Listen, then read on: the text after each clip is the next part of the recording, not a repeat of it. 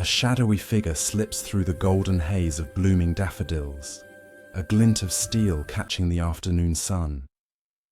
Then silence, broken only by the rustle of petals and a distant cry. Welcome to Miss Marple and the Death in the Daffodil Field, a twisting tale of mystery and deception. Grab a cup of tea, take a seat, and let the suspense unfold. If you're hooked already, hit that subscribe button. Your support means the world to us. Chapter 1. The Blooming Deception. Hello, friends. And let's dive right into the heart of our story without any fluff. In this opening chapter, we're setting the stage in the quaint English village of St. Mary Mead, where nothing ever seems to happen until it does in the most shocking way. We'll introduce our beloved Miss Jane Marple, that sharp-eyed spinster with a knack for unravelling the darkest secrets, and paint the picture of a seemingly idyllic spring day that hides a deadly undercurrent.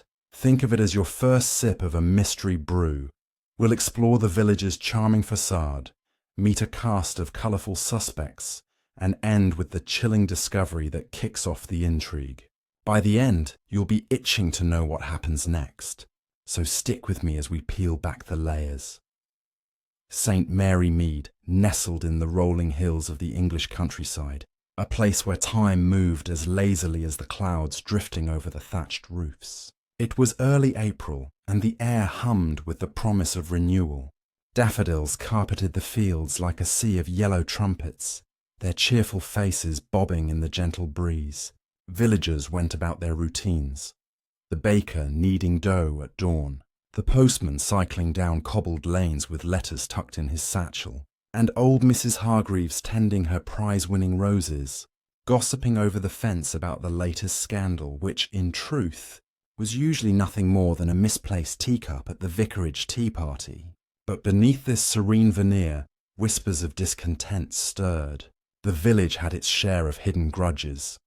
Inheritance disputes simmered in family parlours, forbidden romances bloomed in secret corners, and jealousies festered like weeds in untended gardens. It was into this deceptively peaceful world that our story truly begins, with Miss Jane Marple herself, the unassuming detective whose mind was sharper than any knife.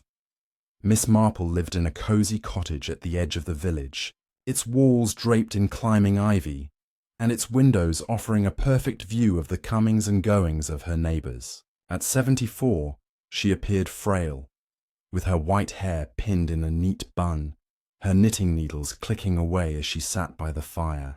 But appearances deceived. Her blue eyes missed nothing, and her memory for human folly was encyclopedic. People are the same everywhere, she often mused to her nephew Raymond or her dear friend Dolly Bantry. Village life is a microcosm of the world, full of the same passions, the same sins. On this particular morning, Miss Marple was enjoying her breakfast of toast and marmalade when a knock echoed at her door. It was young Lucy Barrow, the efficient housemaid who'd recently taken up residence nearby, her cheeks flushed from a brisk walk. "Miss Marple, you won't believe what's happened," Lucy gasped, clutching a basket of fresh eggs. "There's talk in the village shop. Mr. Reginald Fortescue, the wealthy landowner up at Yew Tree Lodge, has been found dead in the Daffodil Field." The news spread like wildfire through St. Mary Mead, igniting conversations in every corner. Reginald Fortescue was no stranger to controversy, a brusque man in his 50s, with a fortune built on shrewd investments in London. He'd retired to the village 5 years ago, buying up vast tracts of land including the sprawling daffodil fields that supplied flowers to markets across the county.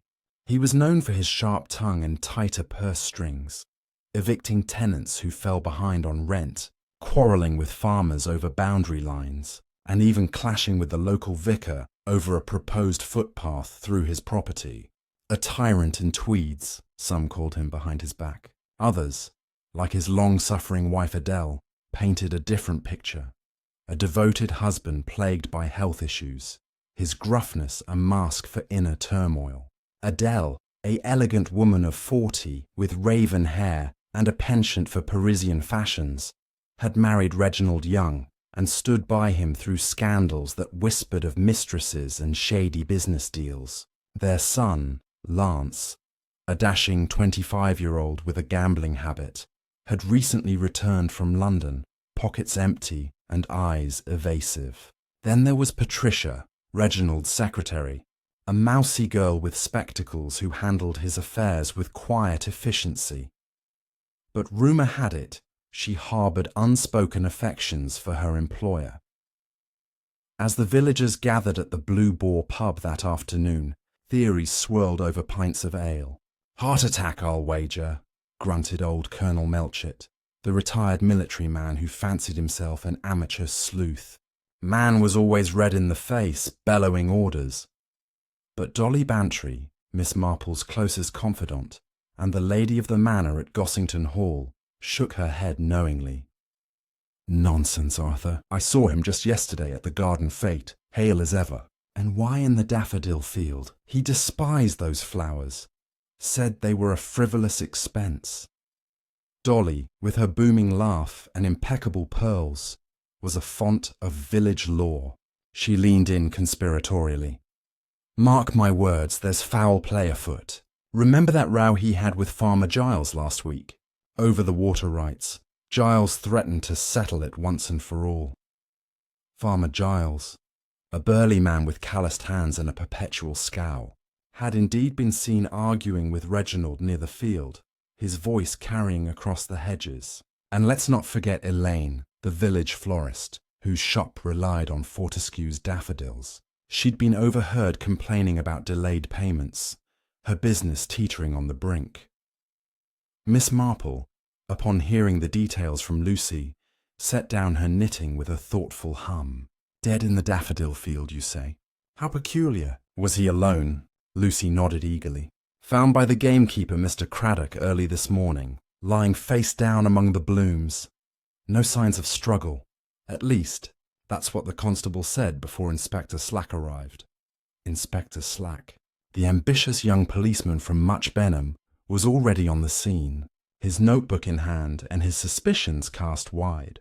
Slack was no fan of amateur interference, but Miss Marple had crossed paths with him before, her gentle insights often proving annoyingly accurate. As she pondered, Miss Marple recalled a similar case from her youth, a poisoning in a flower garden, where the beauty of nature concealed a venomous truth. "Daffodils," she murmured. "Such lovely flowers, yet their bulbs are quite toxic if ingested. One wonders." But she kept her thoughts to herself for now, deciding a stroll to the field might yield clues. The daffodil field lay just beyond the village green, a vast expanse of yellow and green that stretched to the horizon. By the time Miss Marple arrived, leaning lightly on her walking stick, a small crowd had gathered behind the police tape. Inspector Slack barked orders to his men, his face stern under his peaked cap. "Nothing to see here, folks. Move along." But Miss Marple lingered, her keen eyes scanning the scene. Reginald's body had been removed, but the imprint in the crushed flowers remained, a sombre outline amid the vibrant petals. Nearby, a discarded glove caught her attention. Leather, expensive, not the sort a farmer would wear. And was that a faint trail of footprints leading to the woods? "Curious," she whispered. Adele Fortescue stood apart, dabbing her eyes with a lace handkerchief, supported by Lance, whose expression seemed more calculating than grief-stricken. Patricia hovered nearby, her face pale, clutching a sheaf of papers as if they were a lifeline. As the sun dipped lower, casting long shadows over the field, Miss Marple returned home, her mind abuzz. This was no simple death. The placement, the timing, it screamed deliberation. Think about it. Daffodils symbolize rebirth, yet here they framed an end. A practical tip for any budding detective among you: always note the anomalies. Why was Reginald in the field at all? He avoided manual labour, delegating it to underlings.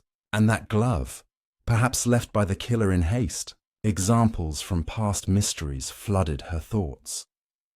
The case of the strangled gardener in The Body in the Library, where a misplaced item unravelled the plot. or the poisoned chocolates in A Murder is Announced, hiding malice in sweetness. Here the daffodils might hold a similar secret.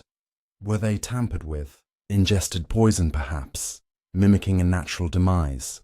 Wrapping up this chapter, we've met our key players and uncovered the initial layers of deception in St. Mary Mead.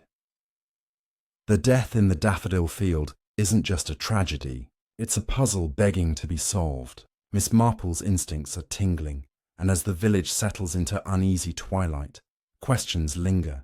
Who had the motive, the means, the opportunity? Hold that thought, because in the next chapter, we'll delve deeper into the suspects' alibis, uncovering hidden alliances and bitter rivalries that could crack the case wide open.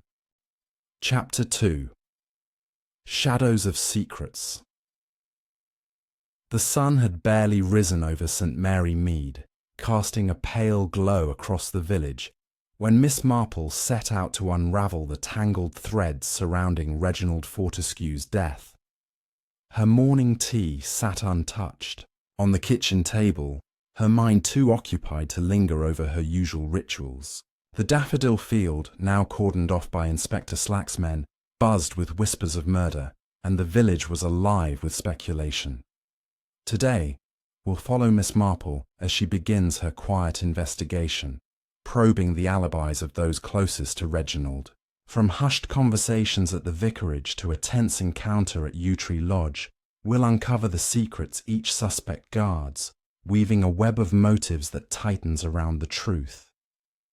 Miss Marple's first stop was the vicarage, a stone's throw from her cottage, where the Reverend Clement presided over morning prayers with his usual absent-minded charm. His wife, Griselda, a vivacious young woman with a penchant for mischief, greeted Miss Marple at the door.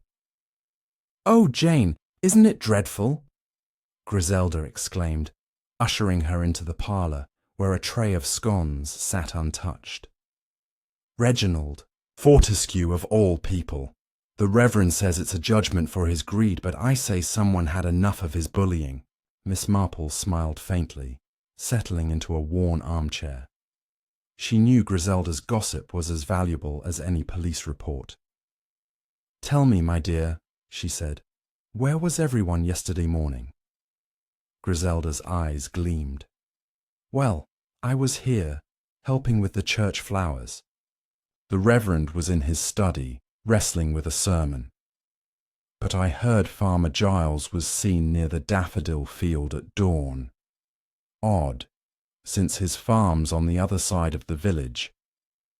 Farmer Giles, with his weathered face and simmering grudge against Reginald, was a figure of interest. Miss Marple recalled his heated words at the garden fete, threatening to settle their dispute over water rights. She made a mental note to visit his farm later. "For now," Griselda continued, her voice dropping to a whisper. "And then there's Elaine, the florist. She was at her shop, but Mrs. Price at the post office swears she saw Elaine walking toward the field around 7 carrying a basket. Said she looked nervous." Elaine's reliance on Reginald's daffodils for her business made her a curious piece in this puzzle. Could her financial woes have pushed her to desperation? Miss Marple thanked Griselda and stepped out into the crisp morning air, her next destination clear: Yew Tree Lodge, where the Fortescue family might reveal more than they intended. The lodge loomed at the edge of the village, a grand Georgian house surrounded by manicured hedges. Adele Fortescue answered the door herself, her eyes red-rimmed, but her posture regal. "Miss Marple, how kind of you to call," she said, her voice steady despite the strain. The drawing-room was a study in elegance: silk drapes, polished mahogany, a portrait of Reginald glowering above the mantel, Lance slouched in a corner, flipping through a racing form, while Patricia sat at a desk, sorting papers with trembling hands. Miss Marple's gentle inquiries were met with guarded responses. Adele claimed she'd been in bed with a headache all morning, attended by the housemaid, Lance, however, was vaguer, muttering about a walk in the woods to clear his head. His eyes darted to the window, avoiding his mother's gaze. Patricia, when pressed, admitted to being at the lodge, organising Reginald's accounts, but her cheeks flushed when Miss Marple mentioned the Daffodil field. The conversation paused when Inspector Slack arrived, his boots thudding on the polished floor. "Mrs. Fortescue, I need to speak with you privately," he said brusquely, casting a suspicious glance at Miss Marple.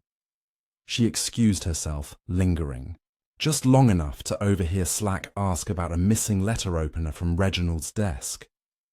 A silver one, monogrammed, and sharp enough to be a weapon. Outside, Miss Marple paused by the garden gate, noting a fresh scuff mark on the path leading to the woods. It matched the footprints she'd seen in the daffodil field, faint but deliberate, as if someone had tried to cover their tracks. Her thoughts turned to Lance.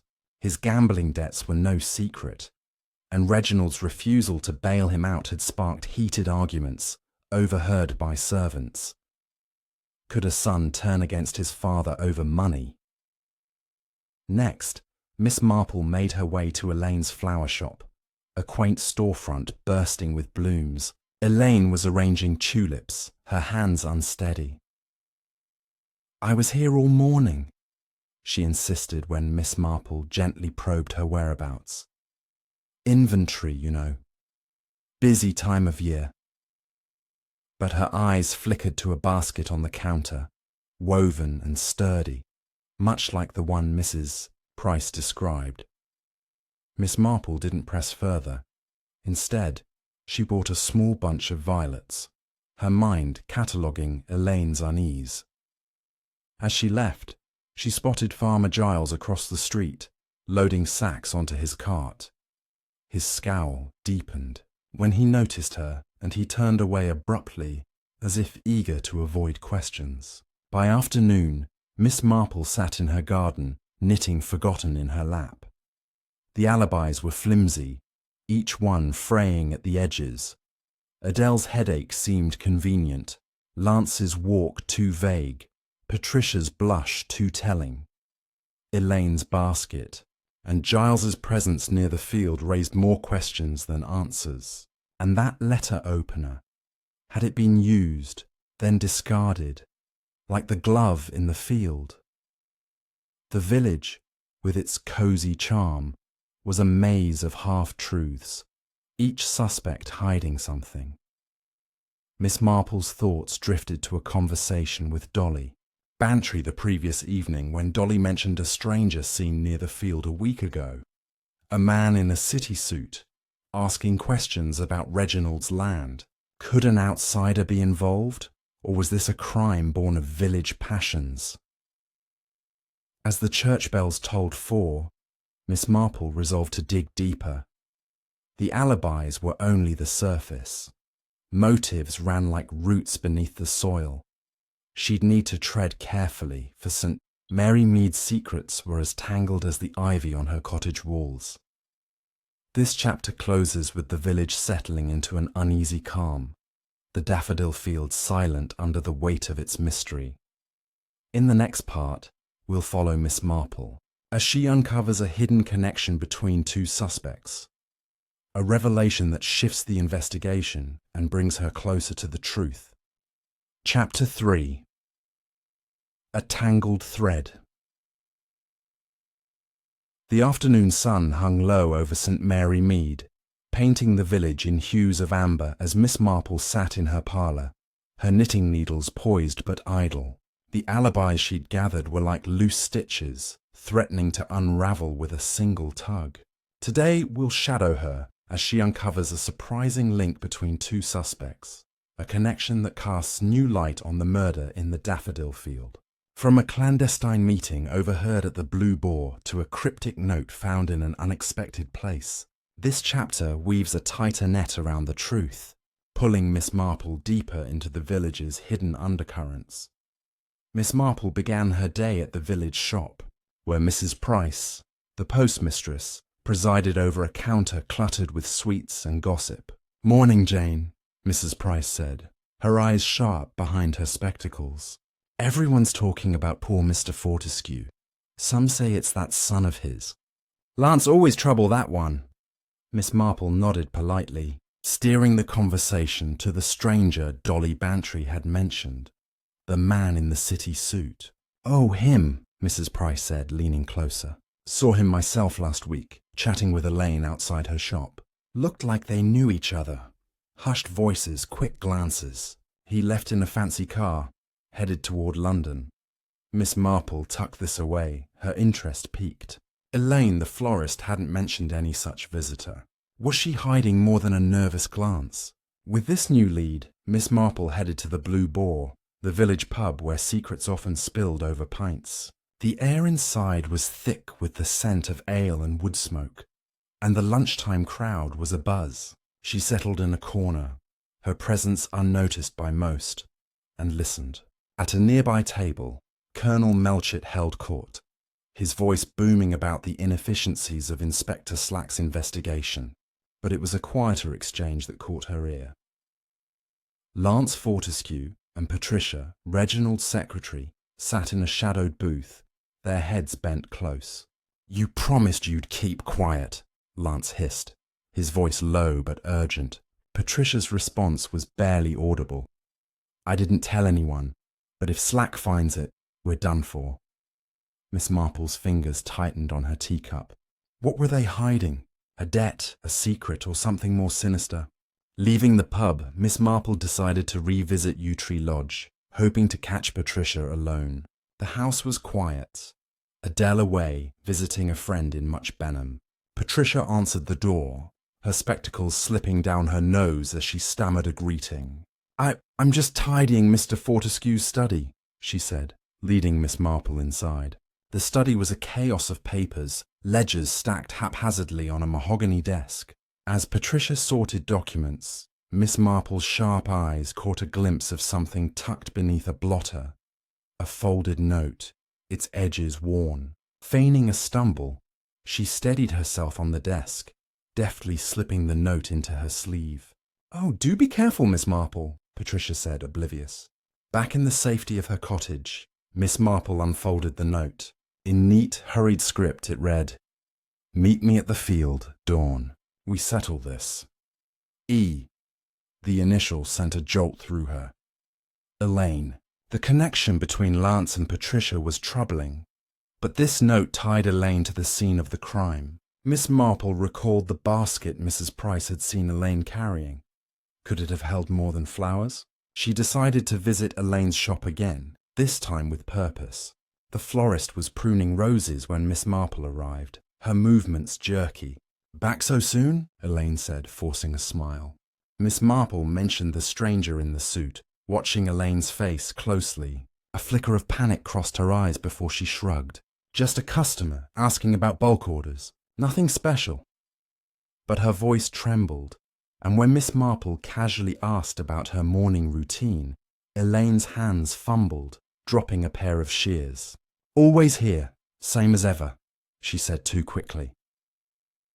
As evening fell, Miss Marple strolled to the edge of the daffodil field, where the police tape fluttered in the breeze. The crush patch where Reginald had fallen was still visible, a stark reminder of the violence hidden beneath the village's calm. She thought of the note, Lance and Patricia's secretive exchange, and Elaine's evasive answers. The stranger in the suit loomed large, perhaps a creditor chasing Lance's debts, or a business associate of Reginald's with a grudge. But why meet Elaine? Miss Marple's mind turned to a long-ago scandal in St. Mary Mead, when a secret affair had led to blackmail and betrayal. Could Elaine and Lance be entangled in something similar, with Patricia caught in the middle?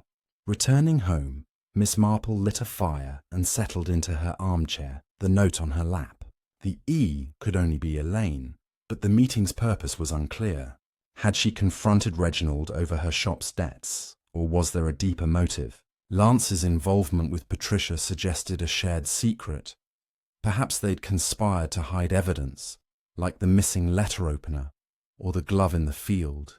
The village was a tapestry of alliances and animosities, and Miss Marple knew she was close to pulling a crucial thread. She'd need to speak with Dolly Bantry again, whose knack for overhearing servants' chatter might reveal more about the stranger or Lance's movements.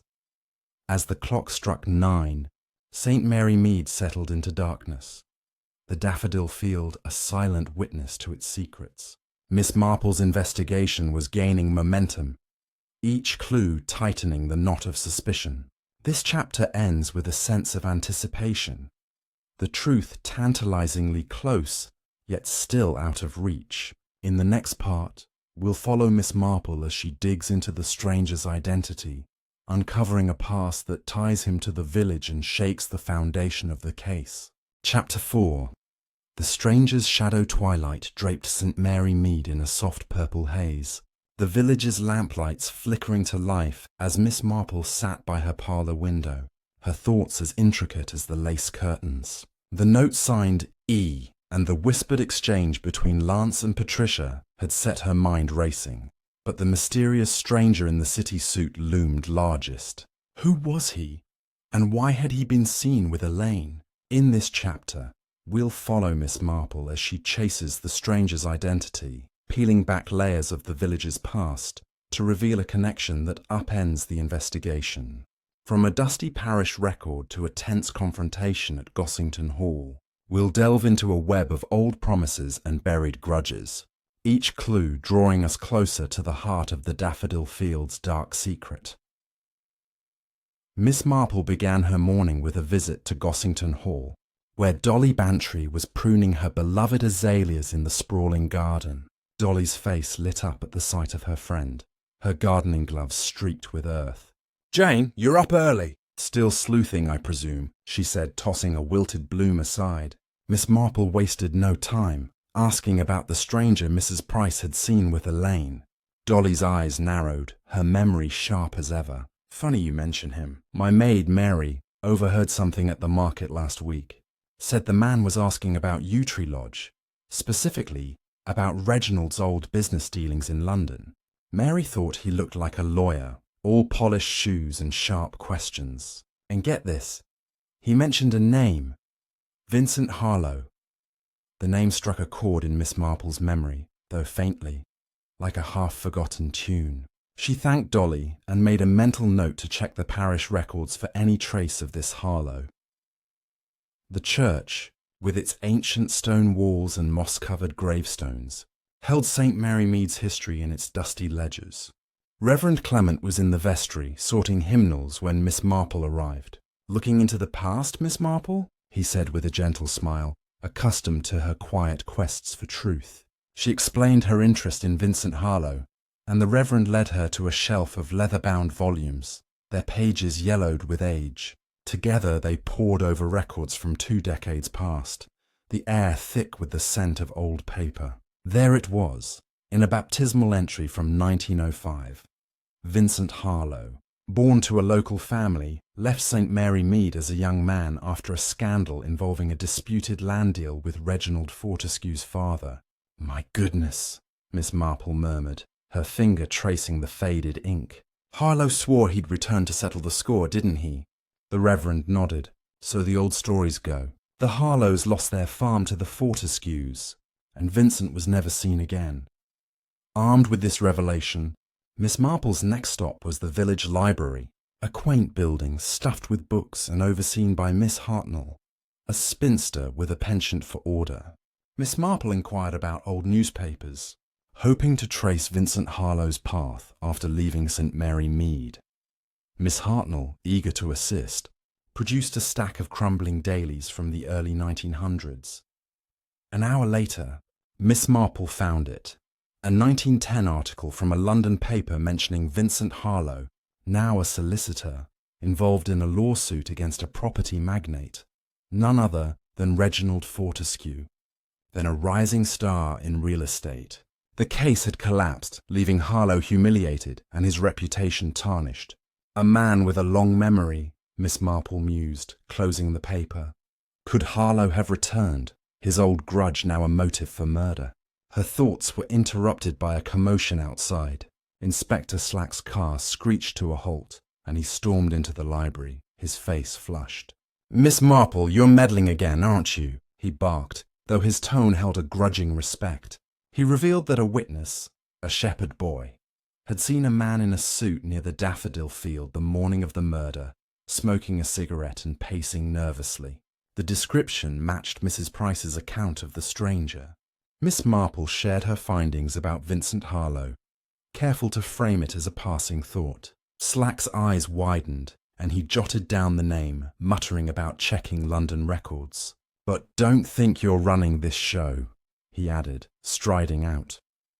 Determined to follow the Harlow thread, Miss Marple visited Elaine's flower shop again, this time with a sharper purpose.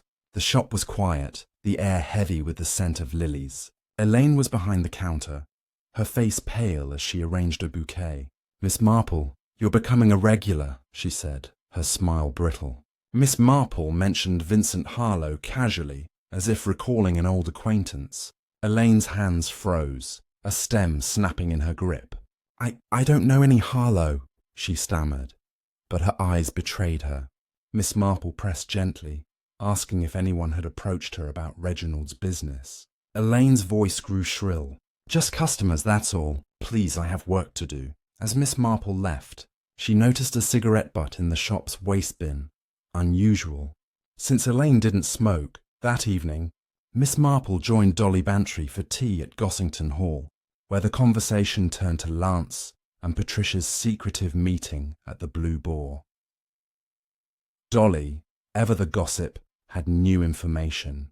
"My gardener saw Lance slipping out of the lodge at dawn on the day of the murder, heading toward the woods. Not the field, mind you, but close enough. And Patricia was seen later, carrying a bundle to the lodge's back gate." Miss Marple's mind raced. The woods bordered the daffodil field, and the footprints she'd seen led in that direction. Was Lance meeting someone? Perhaps Harlow. And what was Patricia hiding? The note signed E still nagged at her. If Elaine had met Reginald at dawn, could Harlow have been there too, orchestrating a confrontation? As night fell, Miss Marple walked home, the village shrouded in mist. She passed the daffodil field, its blooms ghostly in the moonlight. The connection between Vincent Harlow and Elaine suggested a deeper plot. Perhaps a scheme to reclaim lost wealth or exact revenge. Harlow's history with the Fortescues gave him motive, but Elaine's role was murkier. Was she a pawn, a conspirator, or something else entirely? Miss Marple recalled a case from years ago, where a wronged man had used an innocent accomplice to mask his crime. The cigarette butt, the footprints, the note, all pointed to a carefully laid plan. But whose? Sitting by her fire, Miss Marple pieced together the day's findings. Vincent Harlow's return to St. Mary Mead wasn't coincidence. His past with Reginald's family was a festering wound. Elaine's nervousness and Lance's evasiveness hinted at their involvement. But the exact nature eluded her. She needed to see the field again, perhaps at dawn, to retrace the killer's steps. The village slept, but its secrets were restless, whispering through the cracks of closed doors. This chapter closes with Miss Marple's resolve hardening, the stranger's shadow lengthening over the case. In the next part, we'll follow her to the daffodil field at first light, where a hidden clue threatens to unravel the mystery or deepen it. Chapter 5. Dawn's Hidden Clue. The first light of dawn crept over St. Mary Mead, bathing the village in a soft golden glow that belied the darkness of its recent tragedy. Miss Marple, wrapped in a woolen shawl, slipped out of her cottage before the roosters crowed, her walking stick tapping softly on the dew-kissed path. The daffodil field called to her, its secrets buried among the blooms, waiting for her keen eyes to uncover them. In this chapter, we'll follow Miss Marple as she retraces the fateful morning of Reginald Fortescue's death, searching the field for a clue that could crack the case. From a startling discovery among the flowers to a tense encounter with an unexpected visitor, we'll delve deeper into the web of lies spun by the suspects, each step bringing Miss Marple closer to the truth or further into danger. The air was crisp as Miss Marple reached the daffodil field, the yellow petals shimmering like a sea of tiny suns. The police tape had sagged overnight, fluttering in the breeze, and the crushed patch where Reginald's body had lain stood out starkly against the vibrant blooms. She moved carefully, her eyes scanning the ground for anything overlooked by Inspector Slack's men. The footprints she'd noticed before led toward the woods, but today she followed a fainter trail, barely visible in the damp earth, that curved around a cluster of daffodils near the field's edge. There, half hidden beneath a tangle of stems, she spotted something glinting in the early light. A small silver locket, its chain broken as if torn off in haste. She knelt, careful not to disturb the scene, and used a handkerchief to pick it up. The locket was engraved with a delicate E, and inside, a faded photograph showed a young woman who bore a striking resemblance to Elaine, the florist. Miss Marple's heart quickened. Was this Elaine's, lost in a struggle, or planted to mislead? Tucking the locket into her pocket, Miss Marple continued her search, her mind piecing together the morning of the murder. Reginald had been found at dawn, face down, with no obvious wounds.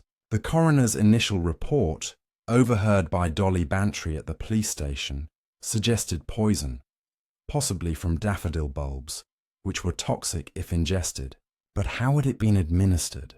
Miss Marple paused by a small stream that bordered the field, its waters trickling over smooth stones. She noticed a faint residue on the bank, a powdery white substance that didn't blend with the soil. Kneeling again, she scraped a sample into another handkerchief, her thoughts drifting to a case from her youth where a poisoned drink had been disguised as a remedy. Could Reginald have been lured here with a tainted offering, perhaps tea or medicine, under the guise of a meeting? As she stood, a rustle in the nearby woods startled her. Out stepped Farmer Giles, his face flushed and his boots caked with mud. "Miss Marple, what are you doing here at this hour?" he growled, his eyes darting to the stream. She smiled serenely, deflecting his suspicion. "Just an early walk, Mr. Giles. The field is lovely at dawn, don't you think?" His scowl deepened, but he muttered something about checking his fences and stomped off toward his farm. Miss Marple watched him go, noting the fresh mud on his boots. Too fresh for a man who claimed to be far from the field yesterday morning. His earlier threat against Reginald echoed in her mind, and she wondered if his presence here was mere coincidence or something more calculated. Returning to the village, Miss Marple stopped at the Blue Boar for a cup of tea, hoping to glean more gossip. The pub was quiet, save for Colonel Melchett nursing a coffee at the bar. He greeted her with a nod, eager to share his own theories. "Slack's barking up the wrong tree, focusing on the family," he said, lowering his voice. "I heard from my old army mate in London. Vincent Harlow's been spotted in the city, working as a private investigator now. Shady type, deals with unsavory sorts. If he was here, he wasn't sightseeing." Miss Marple's fingers tightened around her teacup. Harlow's profession suggested he could be digging into Reginald's past, or worse, settling an old score. She thanked the Colonel and made her way to Elaine's shop, determined to confront her about the locket. The flower shop was bustling with morning customers, but Elaine's face paled when she saw Miss Marple. "Back again?" she said, her voice strained as she tied a ribbon around a bouquet. Miss Marple, with her usual tact, mentioned finding a locket in the field, watching Elaine's reaction closely. The florist's hands shook, and a vase wobbled dangerously on the counter. "I lost one ages ago," she stammered. "Must be someone else's." But her eyes betrayed her, flickering with fear. Miss Marple didn't press further, instead buying a sprig of lavender and leaving Elaine to her nerves. The locket, combined with the note signed E, pointed to Elaine's presence at the field. But why? A debt-driven confrontation, or something personal tied to Harlow? Back at her cottage, Miss Marple spread her findings on the kitchen table: the locket, the powdery residue, and her notes on Harlow's history. She recalled Dolly's mention of Lance slipping into the woods at dawn and Patricia's bundle at the lodge's back gate. Could they be covering for Elaine, or were they all entangled with Harlow? She decided to visit Yew Tree Lodge again, hoping to catch Lance off guard. The house was eerily quiet, Adele still away, and Lance answered the door, his shirt rumpled and his eyes bloodshot. "Miss Marple, this isn't a good time," he said, blocking the doorway. But she glimpsed Patricia inside, clutching a ledger, her face ashen. "Just a quick question, dear," Miss Marple said sweetly. "Did you know a Vincent Harlow?" Lance's jaw tightened, and he slammed the door without a word. As dusk settled over St. Mary Mead, Miss Marple sat by her fire, the locket glinting in her hand. The powdery residue nagged at her. Perhaps a chemist could confirm if it was poison.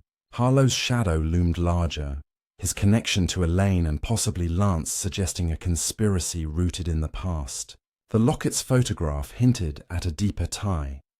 Perhaps Elaine's mother, wronged by the Fortescues years ago. Miss Marple recalled a village tale of a young woman, jilted and disgraced, who'd left St. Mary Mead in shame. Could Elaine be her daughter seeking justice? The field, with its toxic blooms and hidden clues, was the key, and Miss Marple vowed to return tomorrow, armed with new questions. The village slept under a blanket of stars, but the daffodil field pulsed with unanswered questions. Miss Marple's discoveries, the locket, the residue, Giles's muddy boots, tightened the noose around the suspects.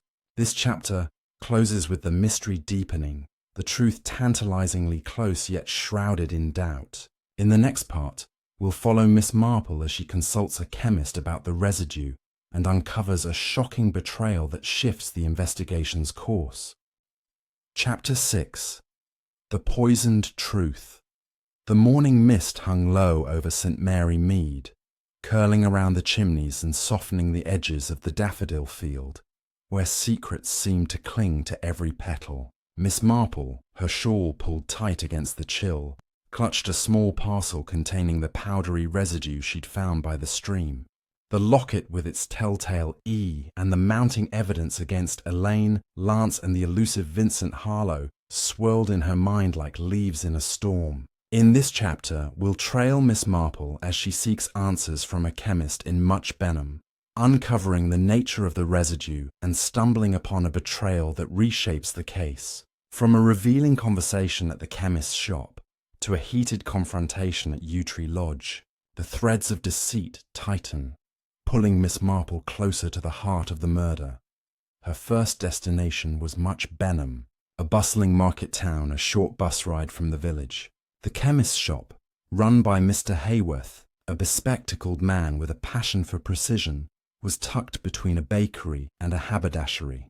Miss Marple entered, the bell above the door jingling, and found Mr. Hayworth compounding a prescription behind a polished counter lined with glass bottles. "Good morning, Miss Marple," he said, peering over his glasses. "Not often we see you here." "Feeling under the weather?" she smiled, producing the handkerchief-wrapped residue. "Not quite, Mr. Hayworth. I found this near the daffodil field in St. Mary Mead. Could you tell me what it is?" His curiosity piqued. He took the sample, adjusting his spectacles. "Looks like powder, possibly chemical. I'll need to run a few tests. Give me an hour." Miss Marple nodded, settling into a chair by the window, her eyes drifting to the passers-by as she mulled over the case. While waiting, she recalled the locket's photograph, so like Elaine, and the parish records tying Vincent Harlow to a decades-old grudge against the Fortescues, the cigarette butt in Elaine's shop, Lance's slammed door, and Farmer Giles's muddy boots all pointed to a conspiracy, but the motive remained murky. Was it revenge, money, or something more personal? Her thoughts were interrupted by Mr. Hayworth's return, his face grave. "This is alkaloid extract, Miss Marple, likely from daffodil bulbs. Highly toxic if ingested, causes nausea, convulsions, and, in high doses, heart failure. It's not something you'd find naturally by a stream." Miss Marple's breath caught. Poison, then, as she'd suspected. "Could it be administered in a drink, say tea or medicine?" she asked. Hayworth nodded, easily. "It's tasteless in small amounts, deadly in larger ones." She thanked him, her mind racing. Reginald's death, ruled a heart attack, now screamed murder by poison. Back in St. Mary Mead, Miss Marple headed to Yew Tree Lodge, determined to confront Lance about his reaction to Vincent Harlowe's name. The house was abuzz with activity, servants polishing silver, Adele directing preparations for a memorial service. Lance was in the garden, pacing near a rose trellis, a cigarette dangling from his lips. "Miss Marple," he said, startled, tossing the cigarette into the grass. "What do you want now?" His tone was sharp, but his eyes betrayed nervousness. She mentioned the residue, watching his reaction. "Poison, you say?" "That's absurd," he snapped, but his hands shook as he lit another cigarette. Miss Marple pressed further, asking about his dawn walk in the woods. "I told you, I was clearing my head," he said, his voice rising. "Why don't you pester someone else?" As he stormed off, Miss Marple noticed a familiar brand on the cigarette he'd discarded, identical to the one in Elaine's shop. Her next stop was the vicarage, where Griselda Clement was arranging flowers for the memorial. "Jane, you look like you've seen a ghost," Griselda said, setting down a vase of lilies. Miss Marple shared her findings, careful to keep her voice low. Griselda's eyes widened. "Poison? My goodness, and you think Elaine's involved? I saw her at the market yesterday buying tea. Fancy stuff, imported. Said it was for a special order." Miss Marple's pulse quickened. Tea could carry the alkaloid, and Elaine's shop was the perfect place to prepare it. But why would she risk her business? Griselda added, and Patricia was there too, looking flustered. "She dropped a letter, addressed to someone in London. I didn't catch the name, but it looked urgent." A letter, perhaps to Harlowe. Miss Marple thanked Griselda and made for the flower shop, her suspicions mounting. Elaine was alone, sweeping the floor, her face drawn. "Miss Marple, I'm terribly busy," she said, her voice brittle. Undeterred, Miss Marple mentioned the locket and the residue, her tone gentle but firm. Elaine's broom clattered to the floor. "I don't know what you're talking about," she whispered, but her eyes were wild with fear. Miss Marple noticed a teapot on the counter, its spout stained with a faint white film. "Elaine, dear, if you're in trouble, it's best to speak now," she said. Elaine's resolve crumbled, tears welling. "It wasn't supposed to happen like this," she sobbed. "He promised no one would get hurt." Before Miss Marple could ask who he was, the door burst open and Patricia rushed in, her face pale.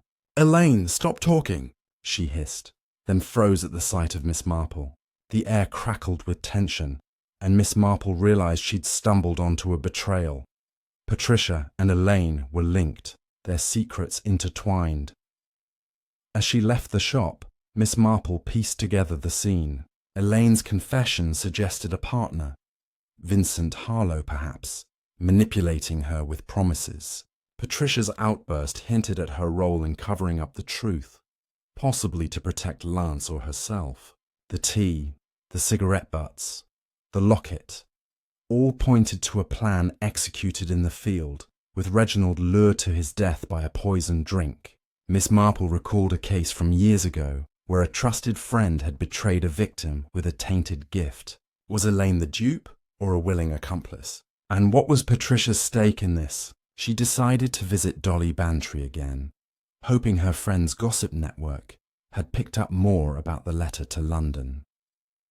At Gossington Hall, Dolly was in the drawing room, sipping sherry. "Jane, you're relentless," she said with a laugh. But her expression turned serious as Miss Marple recounted the day's discoveries. "A letter to London. My cook mentioned Patricia posting something express yesterday, addressed to a V. Harlowe. Said it looked like a plea, all scribbled and frantic."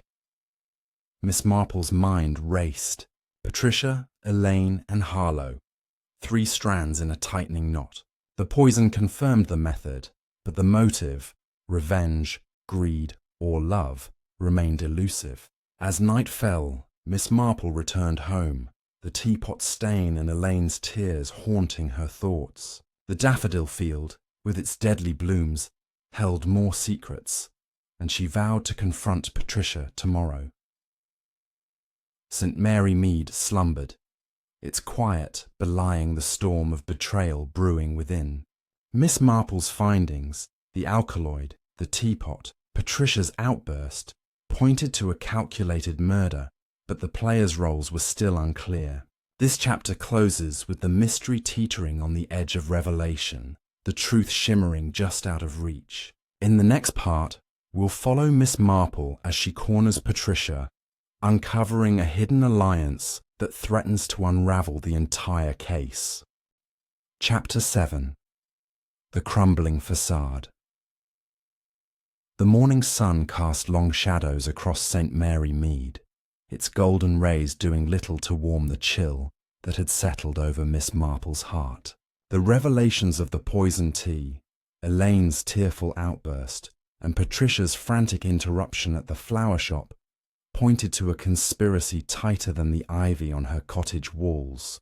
Today we'll follow Miss Marple as she confronts Patricia, peeling back the layers of her guarded demeanor to uncover a hidden alliance that shakes the foundation of the case.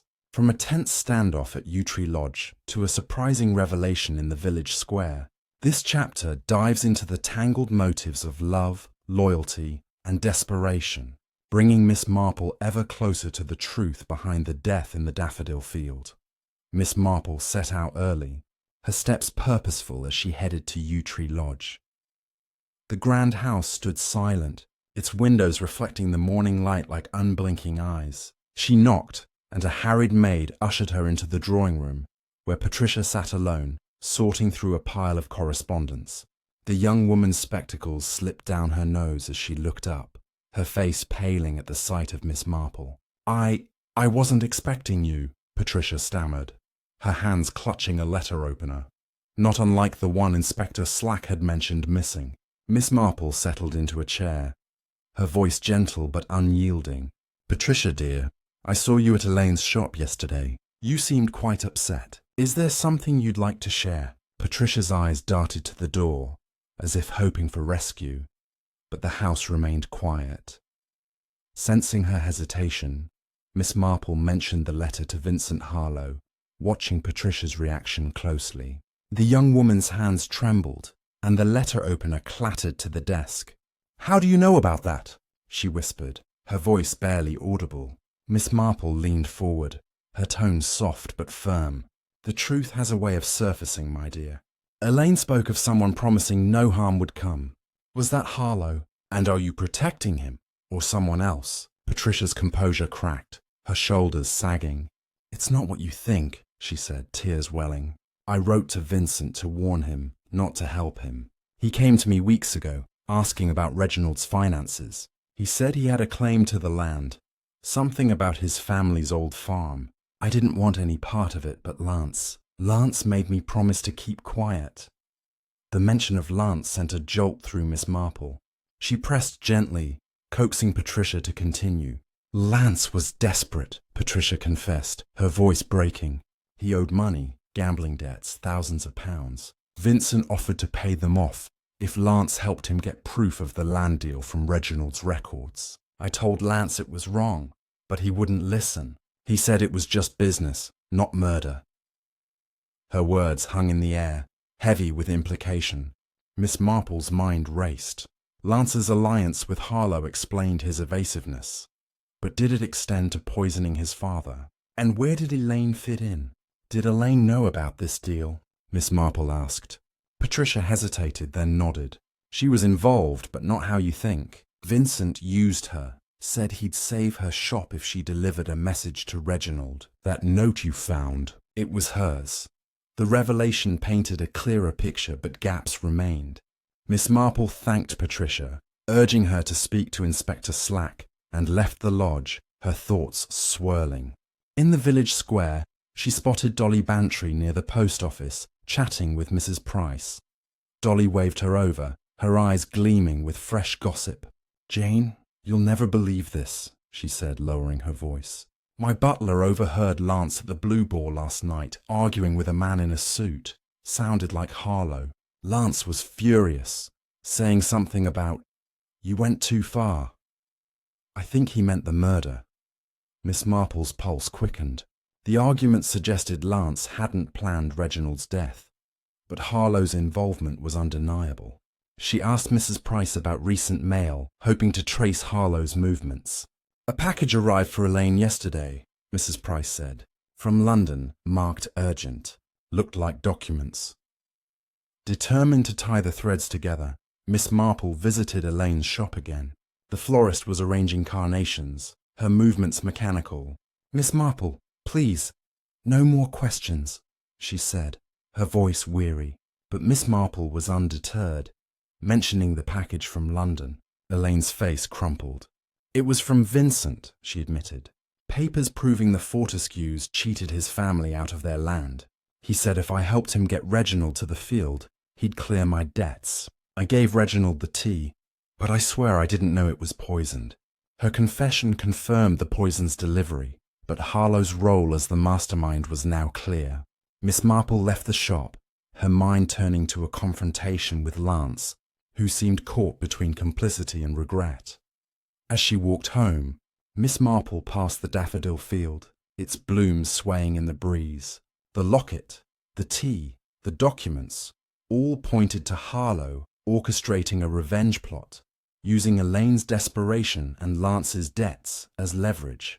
Patricia's loyalty to Lance had kept her silent, but her warning letter to Harlow suggested she feared his ruthlessness. Miss Marple recalled a case from her past where a vengeful outsider had manipulated a village's weaknesses to strike at an old enemy. Harlow fit the pattern, but had he acted alone, or was there another hand guiding the poison? The argument at the Blue Boar hinted at Lance's shock. Perhaps he'd only meant to help Harlow reclaim land, not kill his father. By evening, Miss Marple sat in her parlour, the locket and her notes spread before her. The alliance between Lance, Elaine and Harlow was a fragile one, built on promises and lies. Patricia's confession and Elaine's admission clarified the plot's mechanics, but Harlow's whereabouts remained a mystery. She resolved to share her findings with Inspector Slack tomorrow, hoping to track Harlow before he slipped away.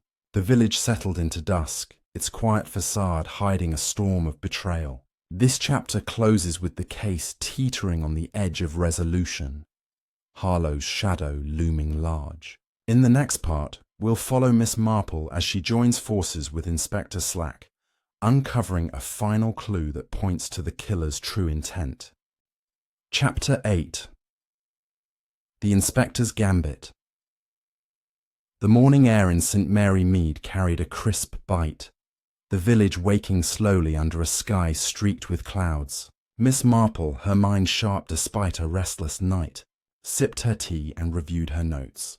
Vincent Harlow's vengeful scheme, Elaine's poisoned tea, Lance's complicity, and Patricia's reluctant silence formed a tangled web, but the final knot remained untied. Today, we'll follow Miss Marple as she joins forces with Inspector Slack, sharing her findings to corner the elusive Harlow. From a strategic meeting at the police station to a startling discovery in the village archives, this chapter unravels a final clue that reveals the killer's true intent, tightening the noose around the mastermind behind the death in the daffodil field. Miss Marple arrived at the Much Benham police station just as the clock struck 9, her shawl neatly draped and her resolve firm. The station was a flurry of activity.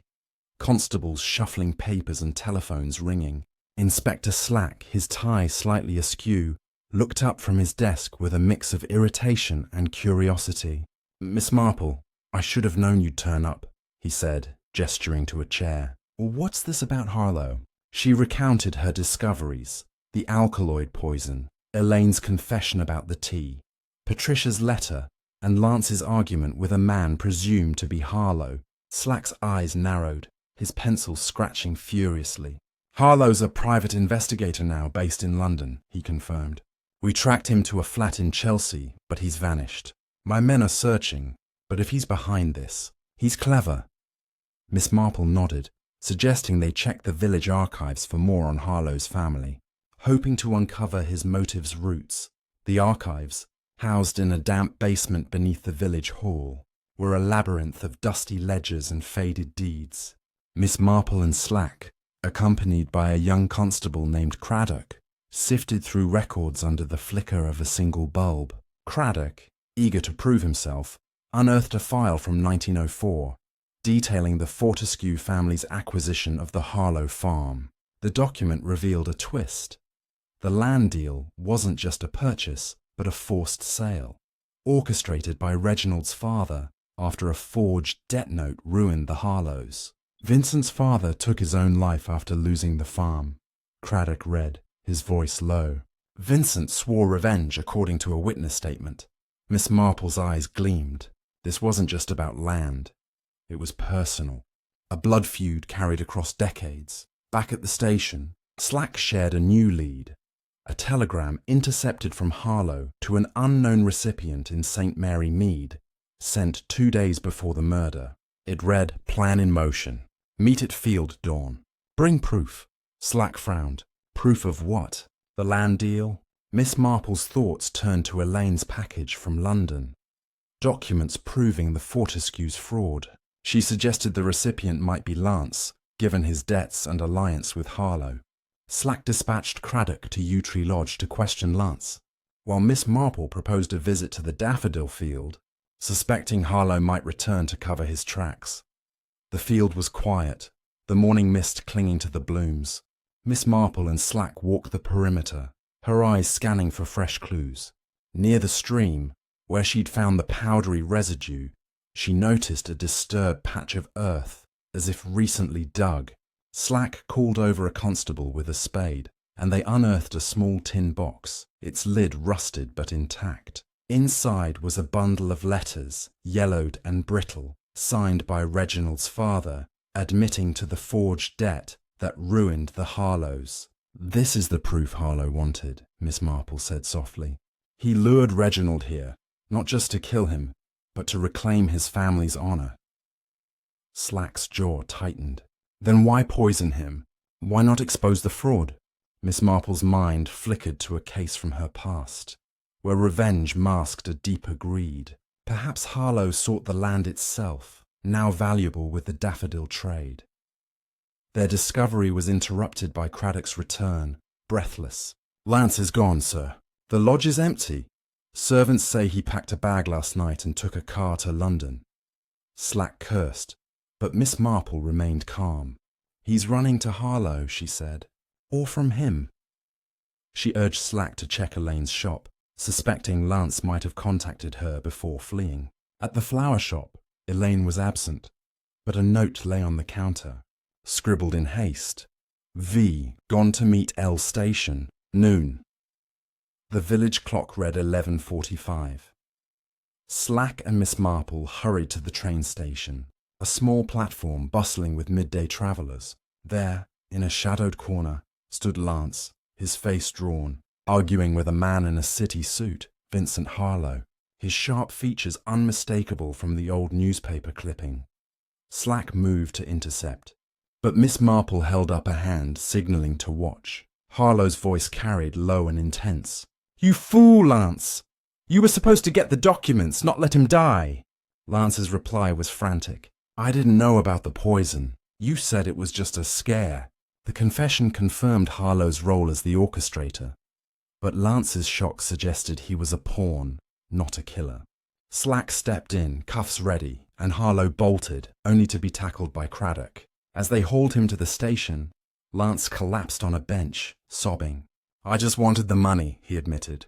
"Harlow promised to clear my debts if I got the papers. Elaine delivered the tea. I didn't know it was poisoned." Back at the station, Harlow sat defiant, his lawyer's polish replaced by a cold sneer. "Reginald deserved it," he spat.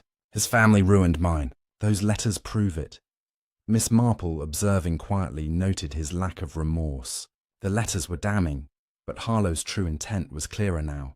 He'd planned to expose Reginald's fraud, using the murder to seize the land through legal chaos. Elaine's role was unwitting, Lance's greedy, and Patricia's protective. As evening fell, Miss Marple returned home, the case nearly solved, but for one lingering question.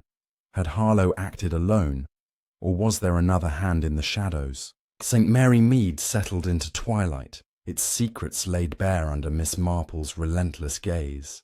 The tin box, the telegram, and Harlow's capture tightened the case, but a final piece remained. This chapter closes with the village holding its breath, the truth almost within reach. In the next part, we'll follow Miss Marple as she uncovers a hidden accomplice, revealing the full scope of the murder's design. Chapter 9. The Hidden Hand. The evening shadows stretched long across St. Mary Mead. The village hushed as if holding its breath after Vincent Harlowe's arrest. Miss Marple sat by her parlour fire, the flickering flames casting patterns on the walls as she turned the case over in her mind. The tin box of letters, Lance's confession, and Elaine's unwitting role in delivering the poisoned tea had pinned Harlowe as the mastermind, but a nagging doubt lingered. His plan was meticulous, yet something felt incomplete, as if another hand had stirred the pot of deceit. In this chapter, we'll follow Miss Marple as she hunts for a hidden accomplice, unravelling the final threads of the conspiracy. From a quiet visit to Adele Fortescue to a shocking revelation in the village churchyard, we'll uncover the full scope of the murder's design, bringing the truth into sharp focus. Miss Marple began her day with a visit to Yew Tree Lodge, where Adele Fortescue had returned from Much Benham. The widow sat in the drawing room, her raven hair pinned tightly, her face a mask of composed grief. "Miss Marple, I'm surprised you're still poking about," Adele said, her voice cool but polite as she poured tea from a silver pot. Miss Marple, ever observant, noted the steadiness of her hands, no trace of the trembling one might expect from a grieving wife. "I only wish to understand, Mrs. Fortescue," she said gently. "Vincent Harlowe's motives are clear, but I wonder, did anyone else know of his plans?" Adele's eyes flickered, a brief shadow crossing her face. "Harlowe? I barely knew the man. Reginald mentioned him once, some old business dispute. I've been too ill to notice much else." Her headache alibi from the morning of the murder surfaced in Miss Marple's mind, and she pressed lightly. "You were unwell that day, weren't you? Did anyone visit you at dawn?" Adele's cup clinked against its saucer. "Only the housemaid," she said quickly. "No one else." The answer felt rehearsed, and Miss Marple thanked her, leaving the lodge with a growing suspicion. Adele's composure was too perfect, her grief too polished. She recalled a snippet from Dolly Bantry. Adele had been seen in the village days before the murder, buying a bottle of tonic from the chemist, not for herself, but for Reginald, who'd complained of indigestion. Could the tonic have been a vehicle for the poison, separate from Elaine's tea? Miss Marple decided to revisit Mr. Hayworth in Much Benham, hoping to confirm the alkaloid's source. The chemist's shop was quiet, Mr. Hayworth polishing glass vials behind the counter. "Back so soon?" he said, raising an eyebrow. Miss Marple asked about Adele's purchase, describing the tonic. Hayworth frowned, checking his ledger. "Mrs. Fortescue bought a digestive remedy 10 days ago. Harmless stuff, but odd thing. She asked about plant extracts, specifically daffodil alkaloids, claiming it was for a gardening club talk. I thought it strange, her being no gardener." The revelation hit Miss Marple like a thunderbolt. Adele, not Elaine, might have prepared the poison, her headache providing a convenient alibi. But why? Revenge for Reginald's rumoured affairs or a stake in Harlowe's land scheme? Miss Marple thanked Hayworth and headed to the village churchyard, where she often found clarity among the gravestones. The air was heavy with the scent of yew trees as she wandered past weathered stones, her thoughts circling Adele's role. Near the Harlowe family plot she paused, noticing fresh flowers, white lilies, not daffodils, laid on Vincent's father's grave. A card tucked among them read, "For Justice, A." Miss Marple's heart quickened. Adele and Harlowe, connected not just by business, but by a shared vendetta. She recalled Adele's Parisian elegance, her youth spent in London. Could she have known Harlowe there, perhaps as more than a friend? Her musings were interrupted by Griselda Clement, hurrying across the churchyard with a basket of hymnals. "Jane, you look deep in thought," Griselda said, her cheeks flushed. Miss Marple shared her suspicions about Adele, keeping her voice low. Griselda gasped, "Adele! I'd never have thought it, but..." The vicar mentioned something odd. Years ago, before she married Reginald, Adele was engaged to a young man in London. A solicitor's apprentice, he thought. The engagement broke off when Reginald swept her away. Could that have been Harlow? The pieces snapped into place. Adele's motive wasn't just financial. It was personal, rooted in a lost love and a family's ruin. Miss Marple resolved to confront Adele. But first, she needed to see Inspector Slack. At the police station, Slack was interrogating Harlow, who sat stone-faced in a cramped room. Miss Marple shared her findings: the tonic, the lilies, and Adele's possible history with Harlow. Slack's eyes widened. "You're saying Mrs. Fortescue was in on it? That's a stretch. But we found a burner phone in Harlow's flat. Texts to an unregistered number, arranging a meeting the night before the murder. Could be her." He agreed to summon Adele for questioning, and Miss Marple suggested checking her financial records for ties to Harlow.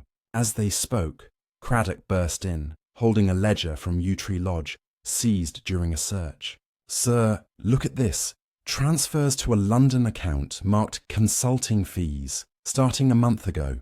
The account traces to Harlow's firm." The evidence was damning, but Miss Marple insisted on one final visit to Yew Tree Lodge. Adele was in the garden, pruning roses with a pair of shears, her movements precise. "Miss Marple, you're persistent," she said, her smile tight. Miss Marple mentioned the lilies and the tonic, watching Adele's facade crack. "You loved Vincent once, didn't you?" she asked softly. "And you hated Reginald for what his family did to yours." Adele's shears froze, her eyes blazing. "You can't prove anything," she hissed, but her voice betrayed her. Slack arrived, warrant in hand, and Adele's defiance crumbled as he read her rights. "It was for Vincent," she whispered as they led her away. "Reginald deserved it." As night fell, Miss Marple returned home, the case nearly closed. Adele's betrayal, born of love and revenge, had fueled Harlow's plan, her tonic the true source of the poison. The village, with its quiet charm, had hidden a deadly alliance. This chapter closes with the truth laid bare. But one final question lingers. How will St. Mary Mead heal from such deceit? In the next part, we'll follow Miss Marple as she ties up the loose ends, bringing peace to the village and closure to the Daffodil Fields tragedy. Chapter 10. The Final Bloom. The sun rose over St. Mary Mead, its rays piercing the morning mist and casting a gentle glow on the daffodil field. Now a silent witness to the village's darkest hour. Miss Marple stood at her cottage window, her knitting untouched, her mind weaving together the final threads of the mystery that had gripped her home. Vincent Harlow's arrest and Adele Fortescue's confession had exposed a conspiracy of revenge and betrayal, but loose ends remained. Questions of intent, hidden truths, and the village's path to healing. In this final chapter, we'll follow Miss Marple as she ties up the case, revealing every detail of the murder's design. From a final confrontation in the police station to a heartfelt gathering in the village square, we'll uncover the full truth behind the death in the daffodil field, restoring peace to St. Mary Mead. So grab a cup of tea, take a seat, and let's unravel the mystery's last secrets. If you've enjoyed this journey, please like and subscribe. Your support means the world to us. Miss Marple began her day at the Much Benham police station, where Inspector Slack had assembled the key players: Vincent Harlow, handcuffed and defiant; Adele Fortescue, her elegance faded under the weight of her confession; Lance slumped in a chair, his face etched with shame; and Elaine, her eyes red from crying, clutching a handkerchief. Patricia stood apart, her spectacles fogged with tears, her loyalty to Lance now a burden. Slack, his usual bluster tempered by the case's complexity, nodded to Miss Marple. "You've got a knack for this, I'll give you that," he said. "Let's hear your version of events." Miss Marple, her voice steady, began to lay out the truth, piecing together the fragments she'd gathered over days of quiet observation. It started with Vincent Harlow, a man consumed by a decades-old grudge. The parish records and old newspapers revealed his family's ruin at the hands of Reginald Fortescue's father, who'd used a forged debt to seize the Harlow farm. Vincent, then a young solicitor's apprentice, swore revenge, leaving St. Mary Mead to build a career in London. Years later, as a private investigator, he returned, armed with letters proving the fraud, intent on reclaiming his family's land. But his plan wasn't just legal, it was personal. Miss Marple turned to Adele, whose gaze dropped. "You knew Vincent before you married Reginald, didn't you?" she asked. Adele nodded, her voice barely a whisper. "We were engaged in London, young and in love. But Reginald offered wealth, security. I broke Vincent's heart, and he never forgave me, or the Fortescues." Harlow's scheme took shape when he learned of Reginald's daffodil fields, now a valuable asset. He approached Lance, exploiting his gambling debts, thousands owed to London bookies. "I found the ledger in Yew Tree Lodge," Miss Marple said, "showing payments from Harlow to Lance for consulting. You agreed to steal the incriminating letters from your father's study, didn't you?" Lance hung his head. "I needed the money," he muttered. "Vincent said it was just about the land, not murder." Harlow's sneer confirmed his manipulation, but Miss Marple's eyes turned to Elaine. "And you, dear, were drawn in by your shop's debts. Harlow promised to save your business if you delivered a message to Reginald, luring him to the field." Elaine sobbed, her words tumbling out. "I wrote the note. Meet me at dawn. We settle this. Vincent gave me tea to offer Reginald. Said it was a peace offering." "I didn't know it was poisoned." Miss Marple nodded, her gaze shifting to Adele. "But you did, Mrs. Fortescue. You bought the tonic from Mr. Hayworth, asking about daffodil alkaloids. You prepared the poison, didn't you?" Adele's composure shattered. "Reginald was cruel," she said, her voice raw. "He flaunted his affairs, controlled my life. When Vincent came to me, promising to ruin him, I saw a way out. I mixed the alkaloid into the tonic, gave it to Elaine to pass off as tea. Vincent planned the meeting, but I made sure Reginald wouldn't walk away." The room fell silent, Slack's pencil frozen mid-note. Miss Marple continued, her voice calm but piercing. "The locket in the field was yours, Elaine, a keepsake from your mother, who suffered under the Fortescue's greed.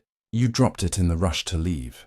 The cigarette butts linked Lance and Harlow, smoked during their meetings in the woods. Patricia, you knew of Lance's deal and wrote to Harlow begging him to stop.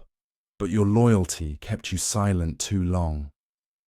Patricia wept, nodding. "I loved Lance," she whispered.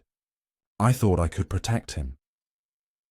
The tin box of letters, buried by Harlow to retrieve later, was meant to spark a legal battle, but Adele's poison turned it into murder. Slack cleared his throat. So, Harlow planned the extortion, Adele poisoned the tea, Lance stole the letters, and Elaine delivered the fatal dose unknowingly. Patricia covered it up, Miss Marple nodded. A chain of greed, love, and revenge, each link forged in secret. Harlow's eyes blazed. "Reginald's family destroyed mine. I only wanted what was ours." But Adele's confession sealed his fate. "You wanted the land's profits, Vincent. Don't pretend it was just justice." The truth was laid bare, a conspiracy born of old wounds and new ambitions, with the daffodil field as its stage. As the suspects were led away, Miss Marple walked back to St. Mary Mead, the village stirring with the news of arrests.